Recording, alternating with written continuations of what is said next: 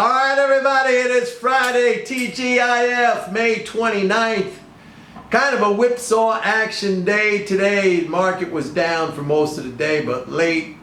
Everybody was afraid of what Trump was going to say about China. They thought maybe he would pull out of the trade deal, but that didn't happen. So a relief rally by the end of the day. Ended up a really good week. A couple of things I want to mention. Still not really seeing any pickup in the tax flows, so I got my eye on that, as you know, every single day. Second point.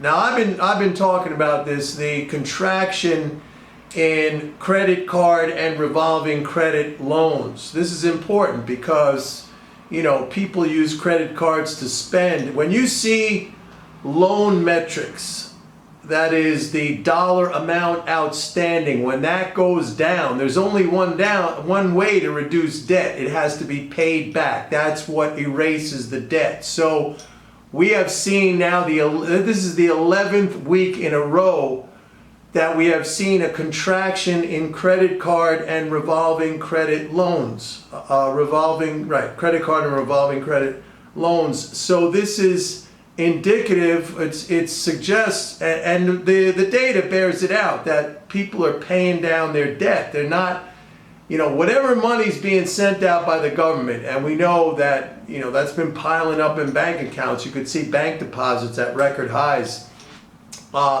It's going to pay down debt.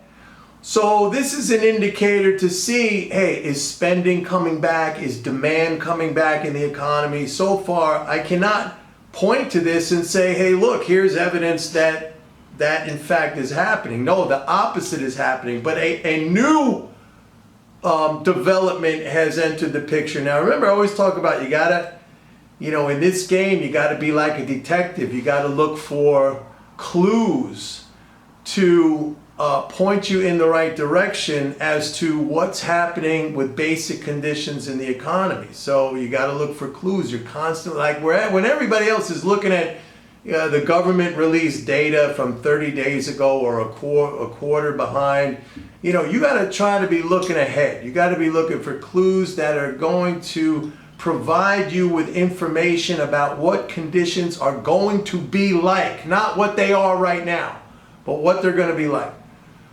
A new development has entered the picture. Now, we have seen an unprecedented increase in commercial and industrial loans since all of these extraordinary measures and the stimulus and everything. And that has gone, you know, businesses have accessed credit from the government. Those are the PPP loans to the payroll protection plan loans.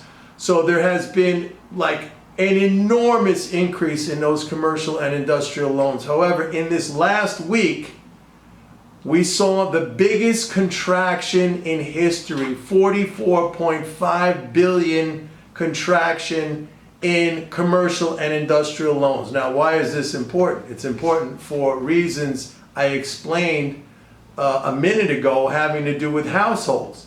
The only way for those outstanding balances of loans to contract is that that debt has to be paid off. So this is the first sign that maybe we're now starting to see businesses, corporations do the same thing that households have been doing now for the last 11 weeks, starting to pay down debt. Why is that potentially a negative? Because when they're paying down debt, that's not going into consumption, that's not going into the economy. You know, when people spend, that flows to other people's incomes, it flows to firms' profits. When you're paying down debt, all it is basically is erasing an accounting entry on a balance sheet somewhere, right? On a bank, the debt's wiped out. There hasn't been any purchases or consumption or investment from that. So that's all I'm saying. I mean, we have a market that, to me, short term looks overbought. Now let me just say, like, in the bigger picture, I think eventually, you know, look, I'm here in New York City. We're one of the last to open up, but we're going into phase 1 opening on June 8th, so that's coming up. That's a week from Monday. So things are starting to open up. I say in the short term, I still think the market looks a little overbought here, if you want to use that term.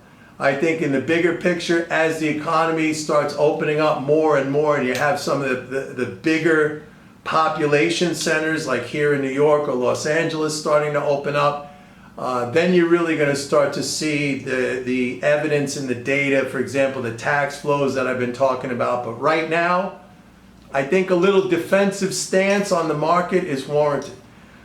Another thing that I want to mention is the dollar. The dollar has been weak. We saw the dollar index touch a 2-month low today. It bounced back up a little bit, but there's been like a 2-month consolidation and just recently started to break down. And selling dollar rallies, that's actually been a strategy that has worked out in the last week or two. So keep that in mind. As I mentioned, I think in one of my videos earlier this week, and I'll say it again, the Fed has continued to provide dollar liquidity through its swap lines. It was up again in this latest week to $449 billion. That's a new high. So there hasn't been any, that continues to rise. There hasn't been any consolidation or pullback in the amount of those swap lines outstanding, which says to me there's still a little bit of that dollar squeeze, if you want to call it, out there in the global financial system. But the dollar has been weak over the last few days, so keep that in mind. Gold popped back. By the way, we had a buy. My report gave out a buy signal to subscribers when we were at 1683. We're at 1735 right now. The trend remains bullish for gold for reasons that are fundamental to gold. I mean, supply and demand. And eventually we will break through that upper end of the range. And what we are seeing in the gold market is that every pullback, commercial entities, in other words, commercials in the gold space, gold producers, gold fabricators, people in the gold trade, every pullback, they are there buying the metal. So that tells you something right there. Anyway, stay safe. I hope you have a great weekend. I'll see everybody back here on Monday. And don't forget, go to my website, sign up for a 30-day free trial of MMT Trader. The link is right here in the description below. I am the only one who has an applied approach to MMT. Nobody else does that. Nobody else does that. See everybody next week. Bye-bye.